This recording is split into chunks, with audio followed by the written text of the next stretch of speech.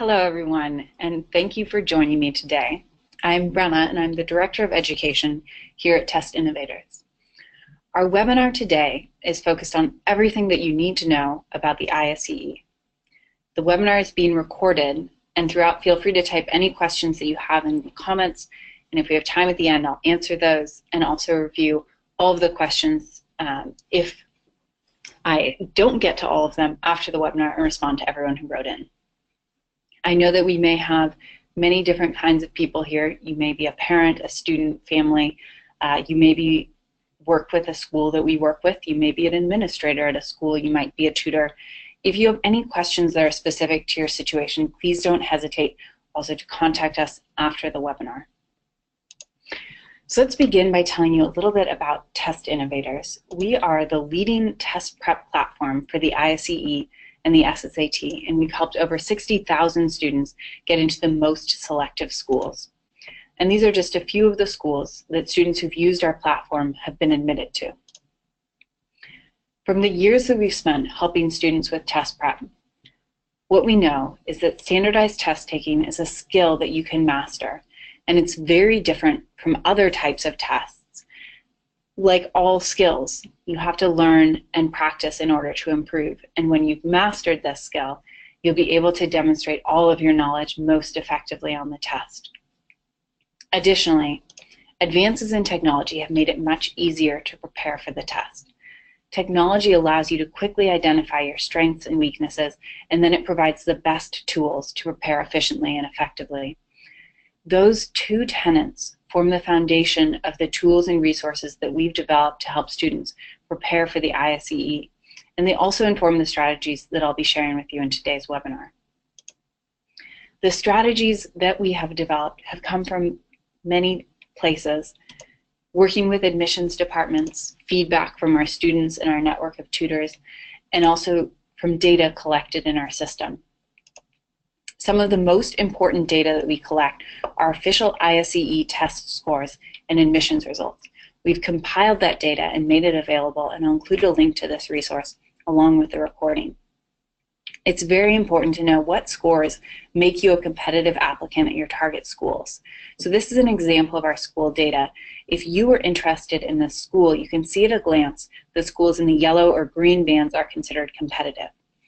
Anytime you're thinking about ISEE scores and admissions, of course, it's very important to remember that there are many parts of an application that influence admissions decisions. But this can help give you a good benchmark of the ISEE scores that we have found make students competitive applicants. And then for students who work with the Test Innovators platform, we take it even a step further. And your practice test scores are put in the context of your target schools so you can quickly see how you compare. For this example, for the first school on the students list, the students' practice scores are looking good for verbal. They're looking just fine for reading, but they have some work to do for both of the math sections, the quantitative reasoning and the math achievement. And now here's the same student, same scores, but a different school on their list. And you can see at a glance that for this school, the students' practice scores aren't quite competitive yet, and they have some work to do before the official test. So let's talk about preparing for that test. I'm going to start today by taking you through the test content on the ISEE, then we'll talk about some strategies that apply to the entire test, and then I'll delve into each of the sections, highlighting strategies specific to those. And that'll include talking about the ISEE essay and why it's so important. With that, let's get started. The ISEE is used by schools to determine whether a student is a good fit for their school. Part of that is certainly that they want to know how students will handle the academics, but something that you may not know is that schools are also looking for information on how students will fit in socially, and I'll talk more about that later. The test is divided into 5 sections: a verbal, a reading, 2 math or quantitative sections, and an essay. The test can now be taken multiple times, and the recommendation is to sign up for 2 testing dates, and that way you'll be able to use that first test date as a trial test, and if it goes well, you're all set. But if there's any room for improvement, that's okay too, because you already have planned for another testing date. Important to note about the ISEE is that you can only test once in each of the testing seasons.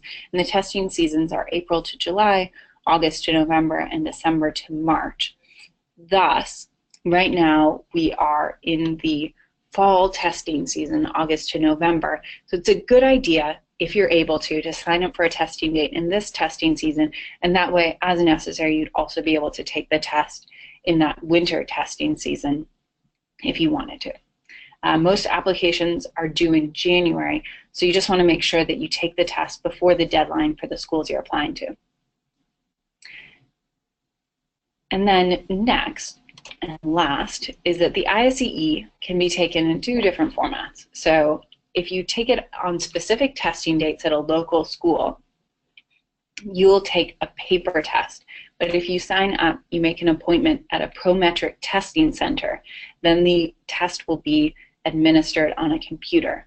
It's a good idea, if both of these are an option for you, to practice doing tests in both formats and see which one is more comfortable for you.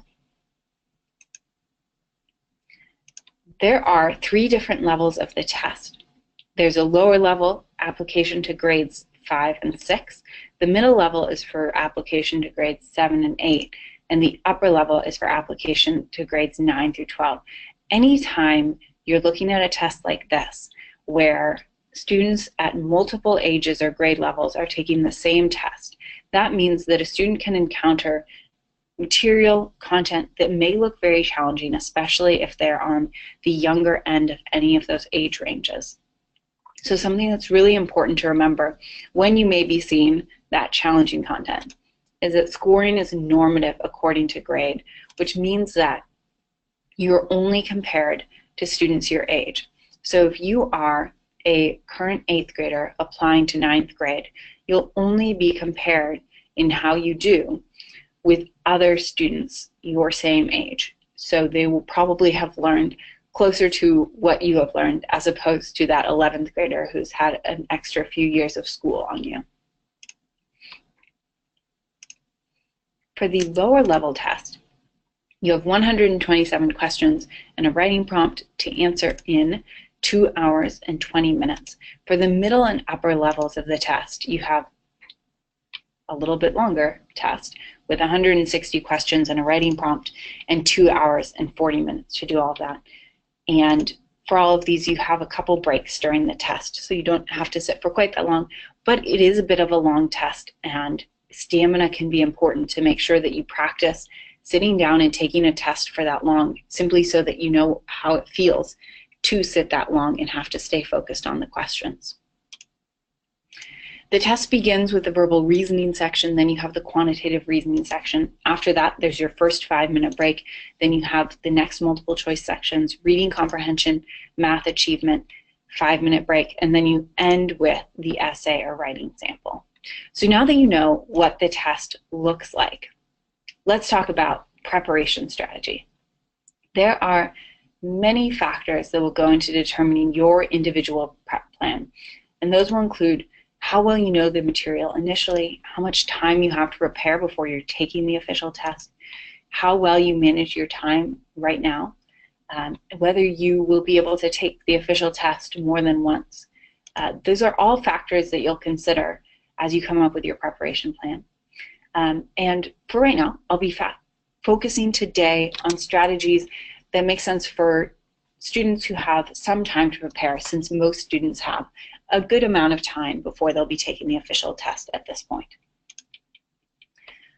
Regardless of the answers to all of those questions, the first step in every preparation process is always the same, which is to take a full-length practice test or benchmark. And taking that practice test, no matter how close it is to your official test date, will give you familiarity with the test style, difficulty, and content so that you know what to expect. It also will allow you to identify your strengths and weaknesses so that you know how to prepare, what you should be focusing your time on.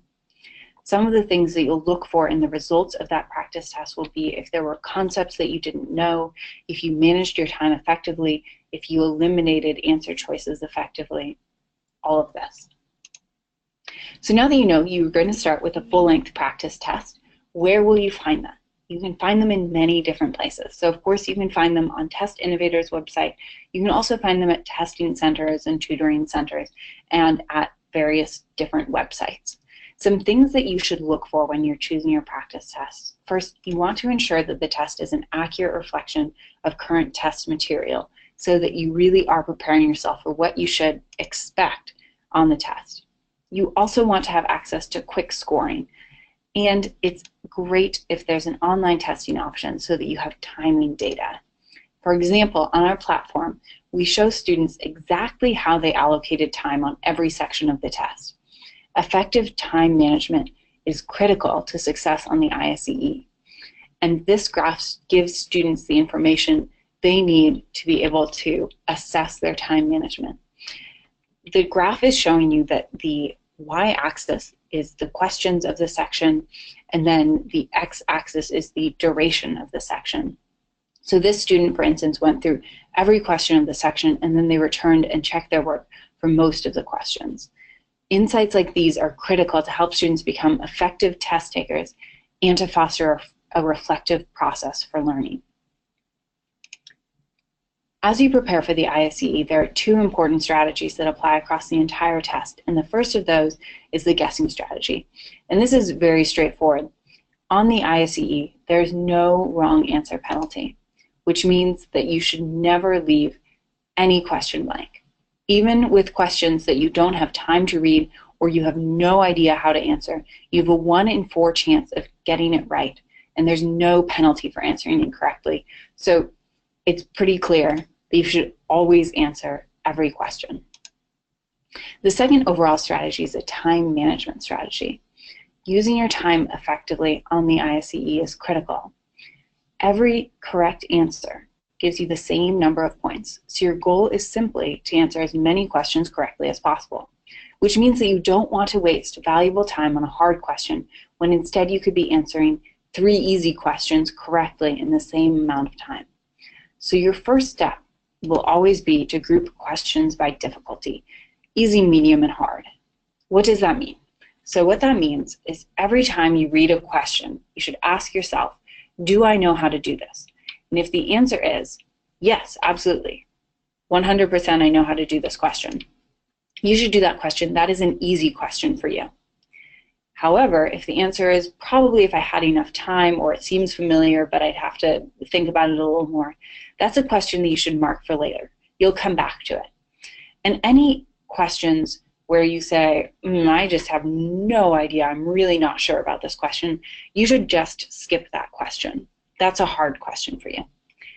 After you've gone through the entire section, answering all of those easy questions, the ones you're really sure of, and marking the ones that might take a little bit longer, go back through and answer those questions that you marked, those medium questions. And only after you've done that should you even attempt those hard questions that you really had no idea about. Of course, whenever you are skipping any questions, be careful with your bubble sheet. It is very unfortunate to get off and then have to rework through bubbling in all of your answers. With that, let's get into each of the sections. So we'll start with the verbal section. For the lower level, there are 34 questions to answer in 20 minutes. And then for the middle and upper levels of the test, you have 40 questions to answer in the same 20 minutes. The verbal section has 2 types of questions. The first half of the test is synonyms, and the second half is sentence completions. The synonyms look like this. You're given a single word, and then you have to choose the best synonym from among the 4 answer choices. And this is about the level of vocabulary that you would expect to see on the upper level of the test. The strategy for synonyms is to begin by covering up the answer choices. You want to avoid getting tricked by any of the answer choices the test writers put there that might seem compelling but are not actually correct. So cover up the answer choices, don't look at those first. Instead, come up with your own answer first. So think of whether it's a synonym or a definition, a phrase, your sense of what the word means. It could even just be a feeling of what kind of word it seems. This will really help you get a base of what that word means without thinking about what the test writers have put in the answer choices. And only after you've come up with that, do you want to look at the answer choices and find the one that's closest to what you had come up with. When it comes to preparing for the synonym section, studying vocabulary can be a good idea. First, though, remember, just practice that strategy. Make sure that for all of the words that you do know, you always pick the right answer. But after that, study vocabulary and make sure that the vocabulary you use is at the appropriate level. Additionally, learning roots can be beneficial since roots can be applied to many different words. The second half of the verbal section is sentence completions. And those questions look something like this. In addition to single blank sentence completions, which is what this looks like, you have a sentence and there's one blank, the lower level of the test also has questions that require phrase completions. So the answer choices, rather than being just one word, will be a phrase. And the upper level of the test also has two blank sentence completions. So instead of having that one blank in the middle of the sentence that you have to fill in, it will have two blanks, and the answer choices will all have two words to fill in each of the blanks. The strategy for all of these questions is the same regardless of whether it's a one blank, a two blank, or a phrase sentence completion. And this is the type of question about the level of difficulty you might expect to see on the middle level of the test. So we always begin by reading through the sentence and paying attention, underlining critical information, including signal or clue words. So I read through and I say the Komodo dragon does not have a blank sense of hearing, which is why scientists originally believed the species to be deaf. So I've underlined what I think is the important information, which is that I always pay attention to words like not that tell me there's a negation here. It does not have a something sense of hearing, which is why scientists originally believed the species to be deaf. So then, again, not looking at the answer choices at first, I'm going to come up with the word that I think best fits in the blank. So in this example, I would maybe think something like good. It doesn't have a good sense of hearing. That's why they thought they were deaf. Then looking at the answer choices, I find the answer choice that's closest to the word I just came up with, which will be A, acute. So your strategy here for sentence completions, this is a really good place to improve through skill practice. While the synonyms portion of the verbal section relies heavily on your knowledge of vocabulary, the sentence completion questions mostly just require a new skill of making sure that you can fill in these blanks effectively. The same basic strategy applies where you come up with your own answer before looking at those answer choices. And then the other important piece is to be good at identifying the important signal words in the sentence that help indicate what the correct answer might be. And then, of course, from there, the best thing you can do is simply to practice. Which brings us to the quantitative section. So the ISEE has two math sections, and the first is called quantitative reasoning. The second is called math achievement. For quantitative reasoning, there are 38 questions for lower level, 35 minutes, and then the middle and upper, it's very similar, 37 questions to answer in 35 minutes. And then for the math achievement section, for the lower level, you have 30 questions to answer in 30 minutes, and the middle and upper level, 47 questions to answer in 40 minutes, so it's a bit longer. All of the math that you see on the ISEE at every level relies on a strong foundation in arithmetic. You want to be comfortable with addition, subtraction, multiplication, division, positive and negative integers, fractions, and decimals. If any of those seem difficult to you, that's a very good place to get started with practicing, since that will help you with virtually every question on these sections. Many of the questions will also require strong algebra skills. You'll have to work with variables to solve equations, simplify expressions, and also definitely to work with word problems. And then some other subjects that can appear are geometry, probability, and statistics. The best way to get a sense of the types of questions you can be asked about each of these subjects is simply to take practice tests, and then from there determine what you need to review or study in order to have a good foundation in the types of questions and subjects that you might see on the test. So given that I said there are two different sections, quantitative reasoning and math achievement, what is the difference between the two? The quantitative reasoning section involves more problem solving and critical thinking. And also for the middle and upper levels of the test, it also has a type of question called quantitative comparison problems, which I'll talk more about in just a minute. And then the math achievement section, on the other hand, is a more knowledge-based section. It tends to require students to know advanced concepts. This is the type of question that students might see on the upper level math achievement section. Reading through the question, I see, for what value of c is the equation 4 minus c over 2 plus c equals 0 true? There are a couple ways to approach this question. One possibility is that I have already seen questions like this and I know how to do it. So I know that in order for this rational expression to be equal to 0, the numerator, in fact, has to be equal to 0. So I say 4 minus c, which is the numerator, equals 0, and then I solve that equation to get c equals 4, which is answer choice B. Now, thinking about this same question, what if I had never seen a question like this before? Which may happen when you're taking these math sections. They can be challenging and they may have types of questions you haven't seen before. Never hesitate to use the answer choices to your advantage. So let's start by substituting the value in answer choice A into the equation. So I say, okay, let's have c equal 0. Doing that, I get 2, which is not equal to 0. So that answer choice must be out. Additionally, since I just found a real number that doesn't satisfy the equation, that it doesn't work for, C actually also must be incorrect because this can't be true for all real numbers if it's not true for this value. So then I move on to the next answer choice and I try substituting 4 in for C. And doing that, I get 0, which means this is looking like a good answer. And of course, if I look at the other answer choices, I can also see that D says there are no values for C that make the equation true, and I know that that must not be the case since I just found a value for C that makes the equation true. So D is out, and B must be the right answer. As I mentioned previously, the middle and upper levels of the test also have a type of question called a quantitative comparison problem, and those look like this. And this is an example of the type of question that you might see on the upper level of the test. So what you have is some information potentially, and then 2 columns, column A and column B. And there may be an expression or some words describing some value in each of the columns. Answer choices A, B, C, and D are always the same for these questions. A will always be the quantity in column A is greater, B is the quantity in column B is greater, C is that the quantities in both columns are equal, and D is that the relationship cannot be determined from the information given.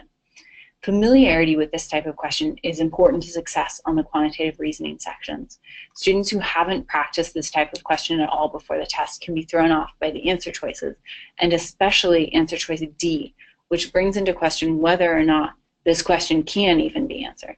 And so the best way to do well in these is to practice and make sure that you become comfortable with this type of question.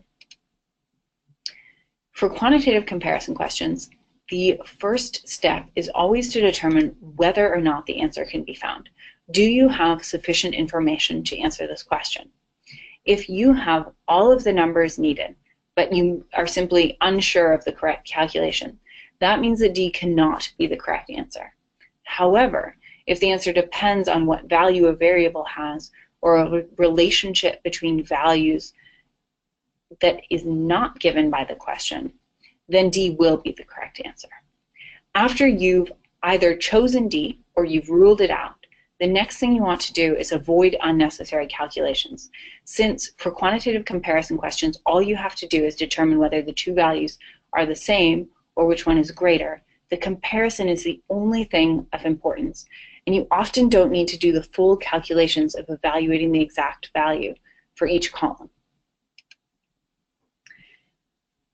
Many students are unfamiliar with questions and concepts they encounter on the ISEE since they haven't necessarily covered that material yet in their math classes. So when it comes to preparing, the first step is to familiarize yourself with the test. Make sure that you know exactly what to expect so there are no surprises when you get to the official test.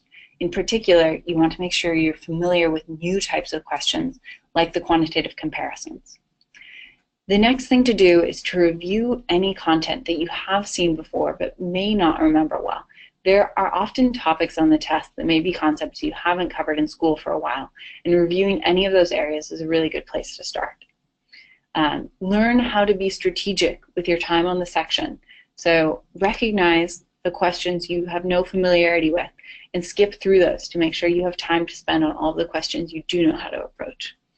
And then with additional preparation time, it can be a really good idea to learn some of the concepts and vocabulary that you might not have encountered yet in school.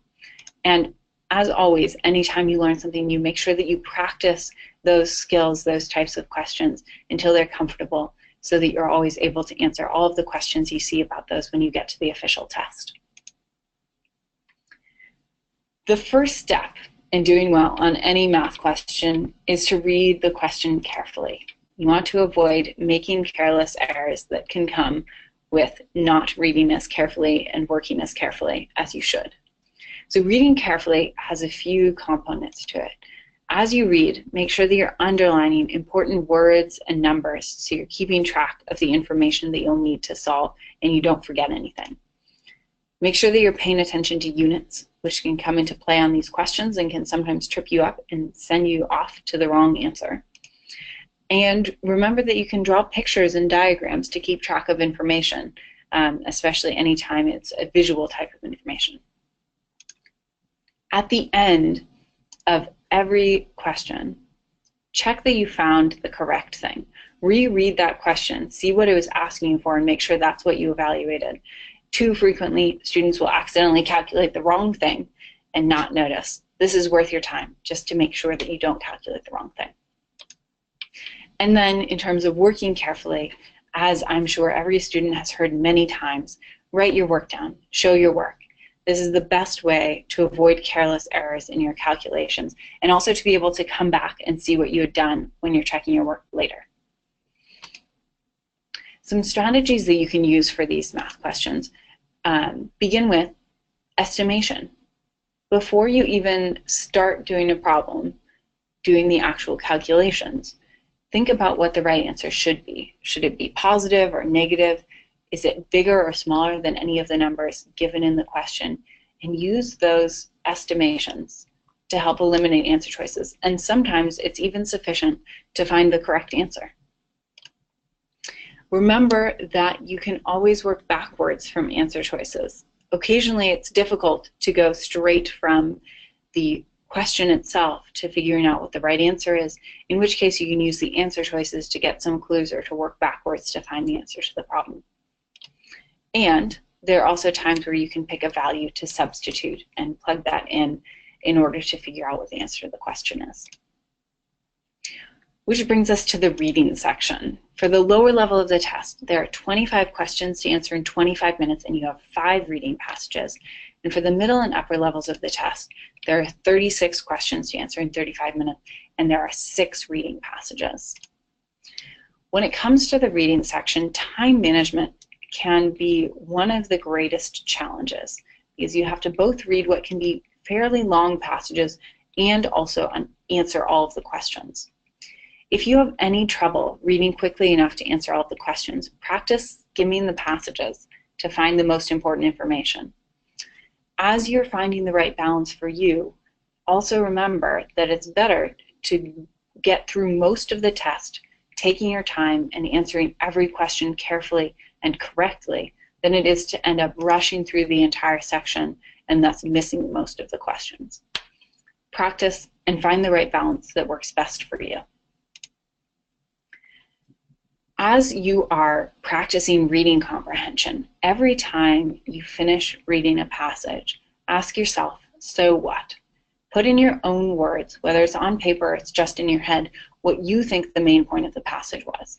And that will help you not only with main idea questions, but with every question on the passage, because it will shape how you find correct answer choices and how you eliminate answer choices that aren't in line with the point of the passage. The second important thing is that for every question related to those passages, look back through the passage and find evidence, specific line numbers that support those answer choices.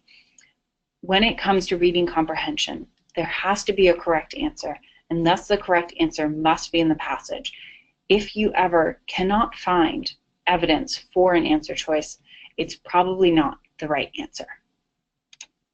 And last of all, related to what we said with some of the verbal section, think of your own answer before reading the answer choices to make sure that you're not tricked by anything the test writers put there.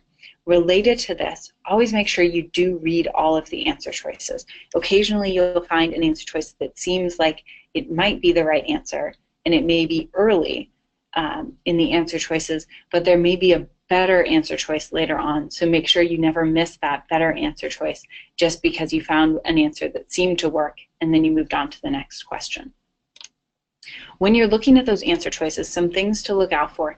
Extreme answer choices tend to not be correct. So look out for words like only, always, never, none, best, worst. Words like this are frequently too strong and are not in line with the passages that you generally will see on the ISEE.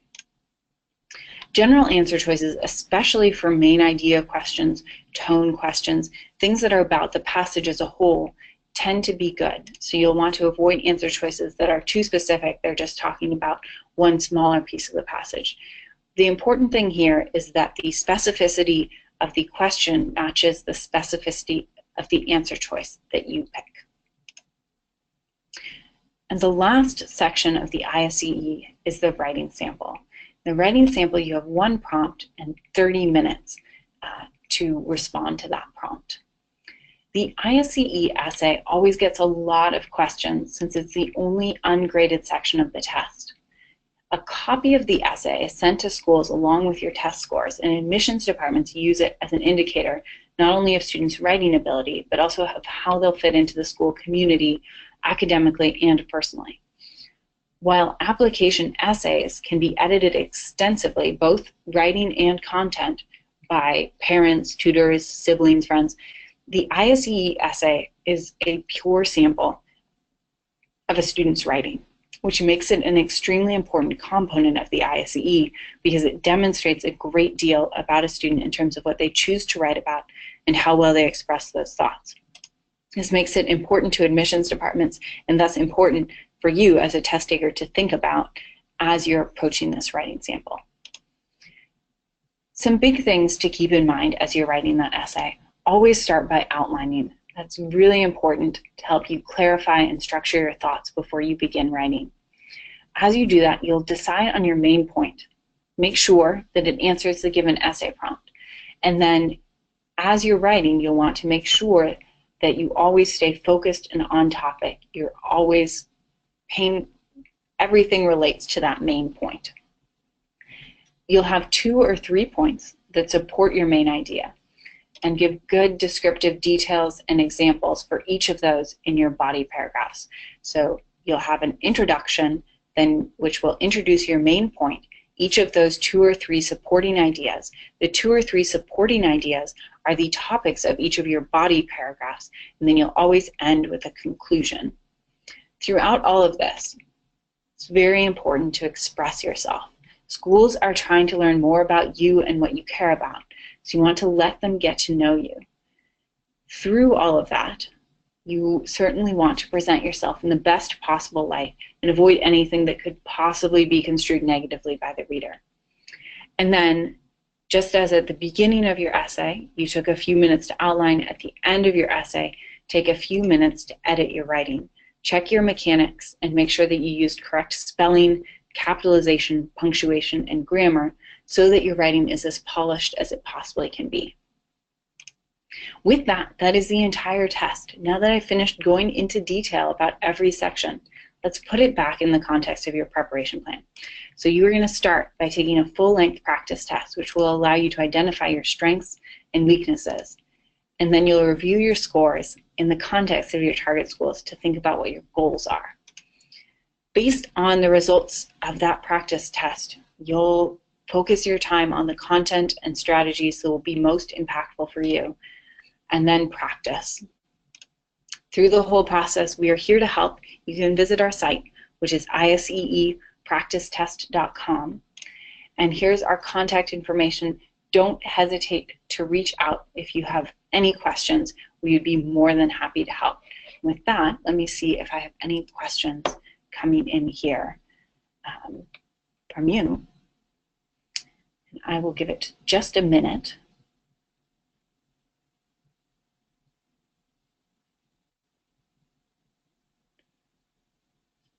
And it sounds like there are not any. Thank you all again for joining today, and best of luck in the preparation process.